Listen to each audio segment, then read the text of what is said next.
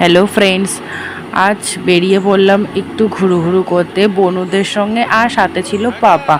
তো তারপরে আমরা সোজা বেরিয়ে পড়লাম। সামনেই রয়েছে আমার বনু, ছোট বনু, আর তারপরে পাপা, তারপরে হচ্ছে বড় বনু, তারপরে ছিলাম আমি। তো একটু বেরিয়ে পড়লাম সবাই মিলে ঘুরতে। তো তারপর পাপা কাচি সান দেওয়ার দোকানে দাঁড়ালো, কাচি সানের ওখানে দিয়ে তারপর আবার চলে গেলাম বেরিয়ে ওখান থেকে কুবেরপুর কালীবাড়ি মন্দিরে। তো এই যে দেখতে পাচ্ছ কি সুন্দর করে একটা গেট করেছে। তারপরেই আমরা ভিতরের দিকে সবাই মিলে চলে গেলাম। এই যে মায়ের মন্দিরটা দর্শন করে এক চক্করেই পুরো মেলা ঘুরে নিয়েছি, কোথাও দাঁড়ায়নি। এই একটা মন্দির, সামনে ছিল আরও একটা ছোট্ট মন্দির, আর তার সাথেই ছিল এখানে হয়তো বলি দেওয়া হয়। আর তারপরে এখান থেকে আমরা লস্যি খেয়ে নিলাম।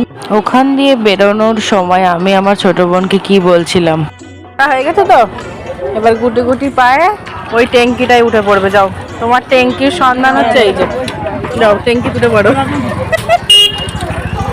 দেন আমরা সবাই মিলে আবার বেরিয়ে পড়লাম, একটা দোকানে গেলাম, সেখান থেকে আমরা সবাই মিলে বিরিয়ানি খেলাম। তো এই যে আমরা বিরিয়ানিটা নিয়ে 2 প্লেটই নিয়েছিলাম, 4 জন মিলে খেয়েছিলাম।